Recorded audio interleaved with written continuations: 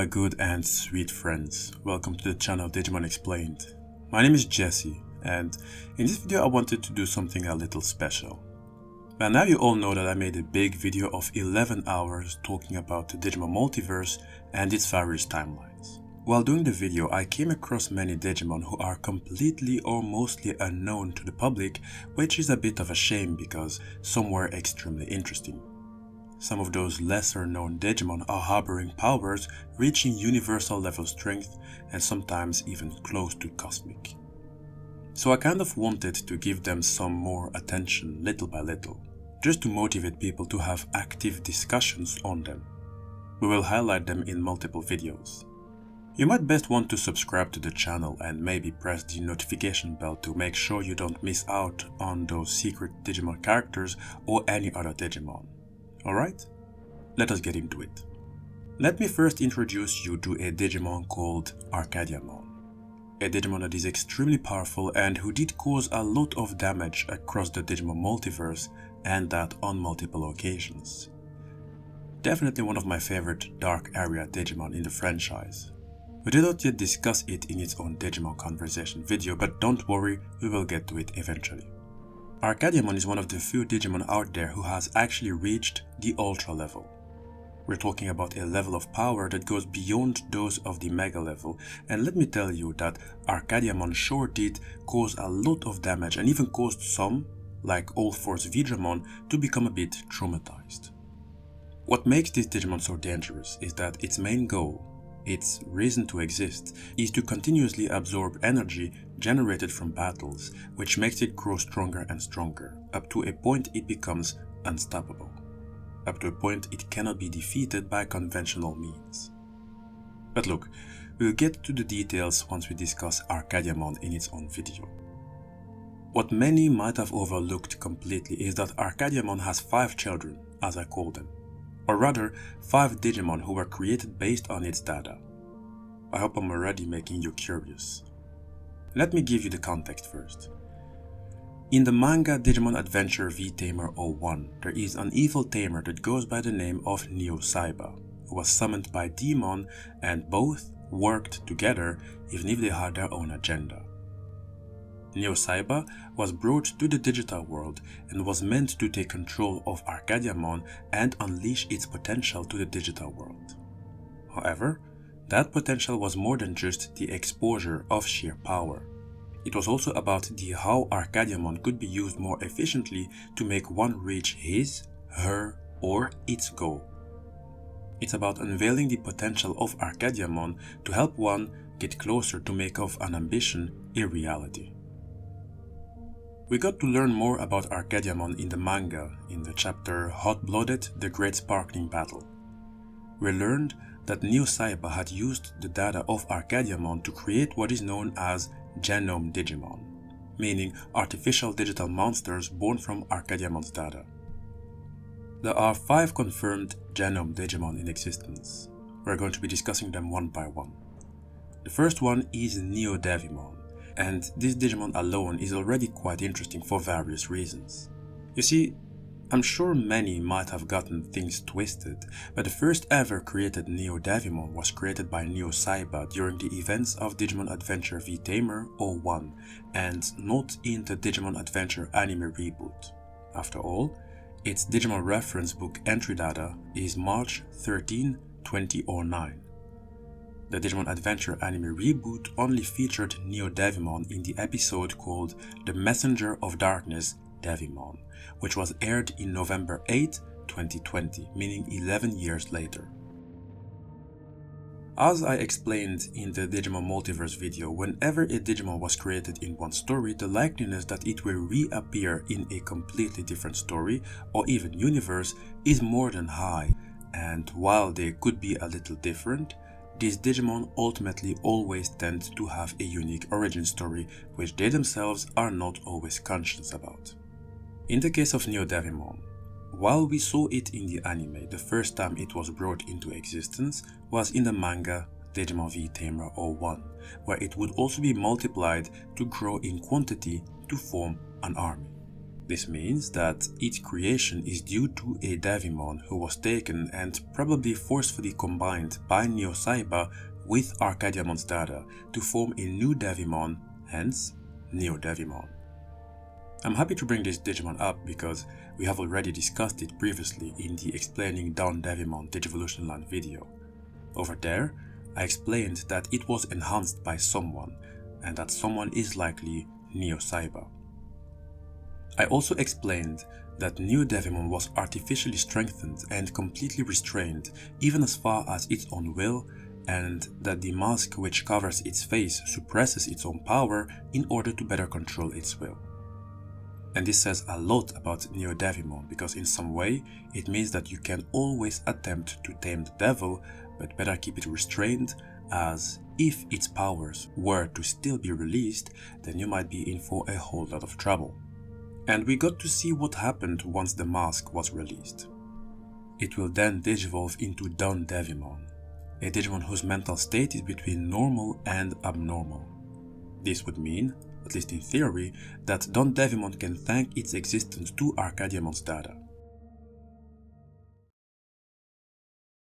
Another digital monster that got the same treatment of being combined with ARCADIAMON'S data is Callismon, another Digimon that I have yet to explore, and a Digimon that did not receive a proper treatment if you ask me.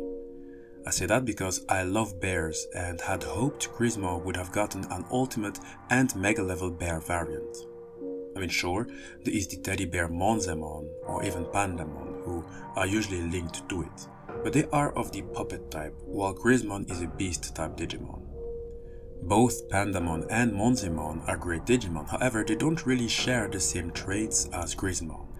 To be honest, Callismon, with the moon symbol on its head, looks like one who should have its own line, but was never given one. That's actually the main reason why I haven't yet touched Callismon, in the hopes it would get something a bit unique. Anyway, when it was fused with ARCADIAMON'S data, it digivolved into a dark animal and synthetic beast Digimon called Callismon, a true mutation who digivolved because of the anomalous data which came from ARCADIAMON. Before telling more about it, there is an important thing to say. Most of ARCADIAMON'S so-called children have names referring to Greek myth and culture. Callismon's name came from the Greek character Callisto. She was a nymph, a minor female nature deity sworn to remain unwed. She was one of the followers of Artemis, the goddess of hunt, the wilderness, wild animals, nature, vegetation, childbirth, care of children, and chastity. For those who aren't aware, Artemis's equivalent in Roman mythology is called Diana, and Diana's Digimon equivalent is called Dianamon, the moonlight god and member of the Olympus 12. Callisto was loved by Zeus, the king of the Greek gods, even if she did not love him back. So Zeus transformed himself into the figure of Artemis to pursue Callisto. They slept together, and she became pregnant. In several variations of the Greek legend, she would be turned into a bear either by Zeus to conceal his deed from his wife Hera, or she was changed into a bear by either Artemis or Hera, who were enraged at her unchastity. This is the story behind Callisto, and an almost similar story happened to Callismon, meaning that it changed into an enhanced bear even if it was already one. We are going to get back to the story of Callisto in a moment, because it does link some of ARCADIAMON'S children to another. Also, before I forget, ARCADIAMON'S name is a reference to the Greek word Arcadia, which means utopia.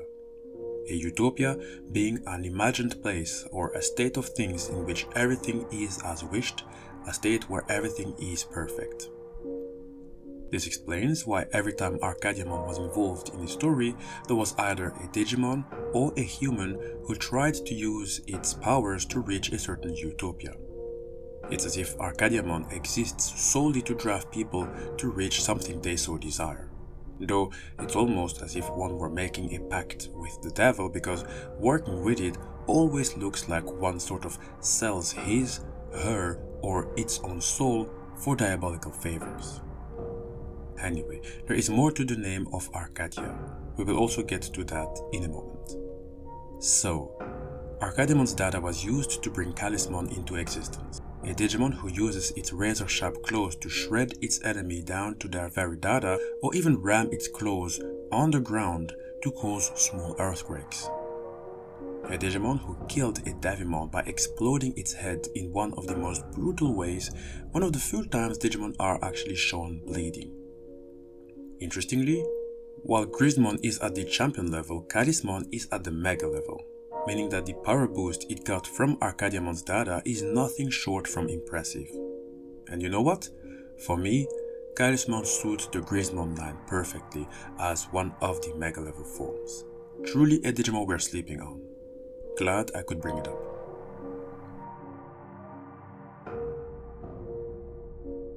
NeoDevimon is a rather known Digimon due to its appearance in the Digimon Adventure reboot anime. Callismon is definitely known less. However, as Grismon and its rookie Bearmon, or Kumamon as I'd rather call it, are connected to it, I'd say that it wouldn't really be difficult to come across this Digimon. However, there are 3 other Genome Digimon in existence who are by far known less. 3 other Digimon who were created from ARCADIAMON'S data. These 3 were meant to fight Dominimon, Regulumon, and Omegamon, though that idea got lost along the way. On top of that, there were plans on making more Genome Digimon, but they've been cancelled due to bad circumstances, so we are limited to just 5, 2 of which were already explained. Anyway, the 3 other Digimon are called Lykamon, Panimon, and Hermmon, even if in the manga you can read Hellmon. All 3 of them are extremely good looking, very dark and a bit demonic looking if you ask me, but still very interesting.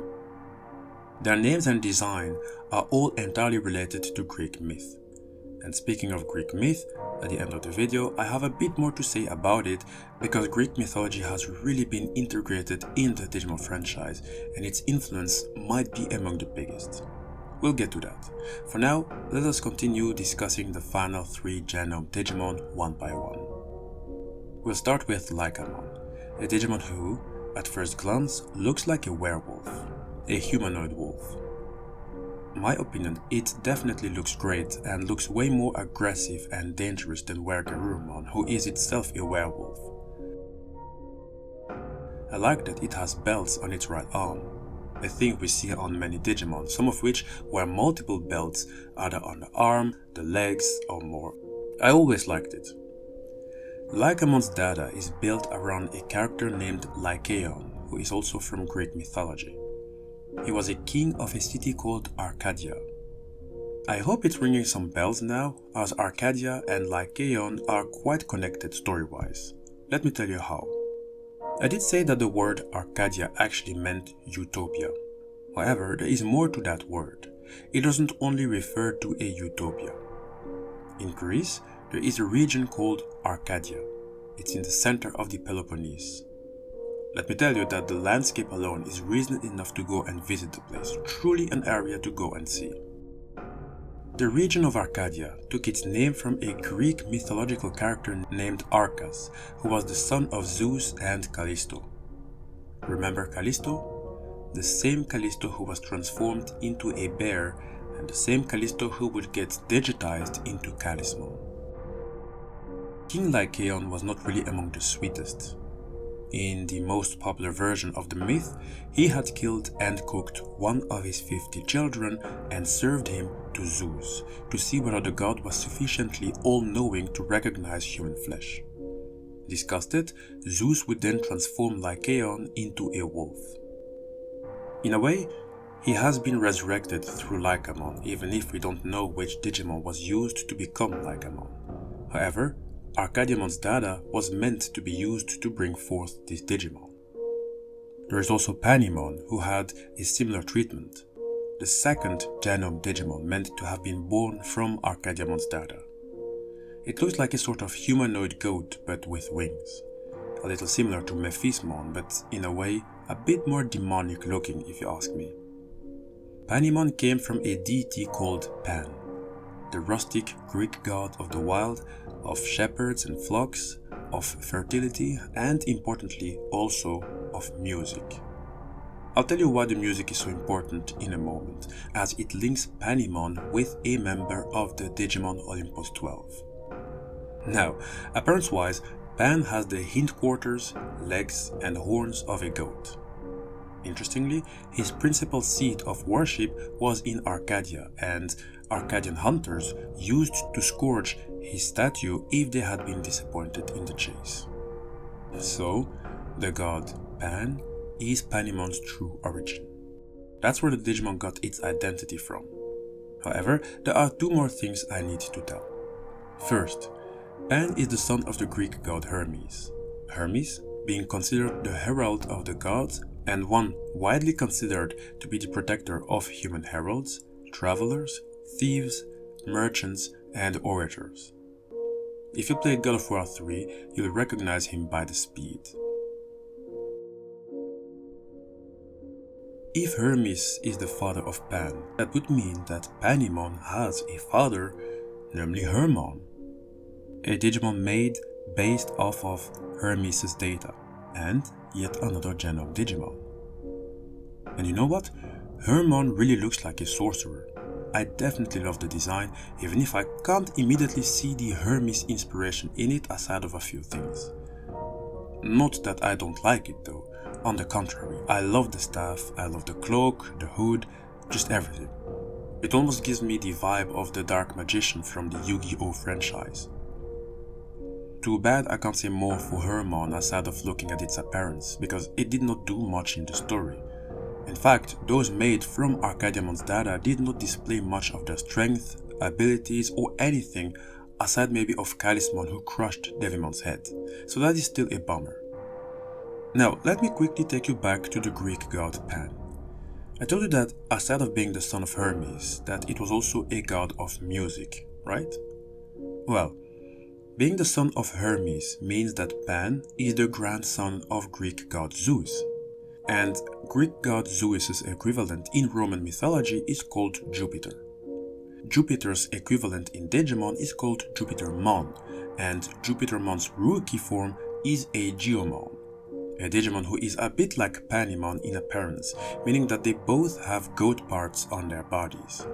It is because in mythology, when we look back at the traces of their existence, they come from a same story, they have the same roots. A Geomon is one who loves to play music, so that's why I said that it's important to know that Pan is also the god of music. But ultimately, the point I'm trying to make is that Digimon has to be the only franchise where all these mythological figures are so intertwined. To be honest, there are so many Greek-inspired Digimon, I could easily make a 3-hour video of them just to shed some more light on them. However, that's not what we're going to be doing, at least not anytime soon, because I know how some of you didn't like when I was gone for 6 months working on that 11-hour video. But anyway, how do you guys think of ARCADIAMON'S children, meaning NeoDevimon, Callismon, Lykamon, Hermmon, and Panimon? How do you look at them in terms of appearance? Share your thoughts of them in the comment section. Too bad I could not say much about them as they were only given an appearance but close to no feats to show what they can or cannot do. We can only presume what they can do. Luckily, we did learn more about what could happen when one is fusing with ARCADIAMON'S data.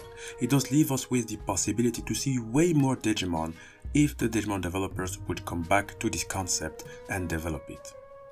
In fact, we're going to see way more Greek Digimon, now that I think of it, as all those who fused with ARCADIAMON'S data turned out to become some Greek-inspired Digimon. I am still waiting for a Zeusmon. We have a Jupitermon already, but we don't have a Zeusmon. I'm pretty curious to see if we're going to be getting one. Now, I have highlighted these 5 relatively unknown Genome Digimon, didn't I? You can certainly expect me to go through other lesser known Digimon in the future. There is Parallelmon that is still out there, who was pretty much a universal threat. There is the mystical life form Neo, and way more. There are even many new Digimon out there such as Impmon's new Digivolution line, and even new fan-made Digimon such as Laos Greymon. Still loads to cover, and we are going to try to do all of that here in the channel Digimon Explained, so please do not forget to like the video and to subscribe. Make sure to take care of yourself, and I will see you all later.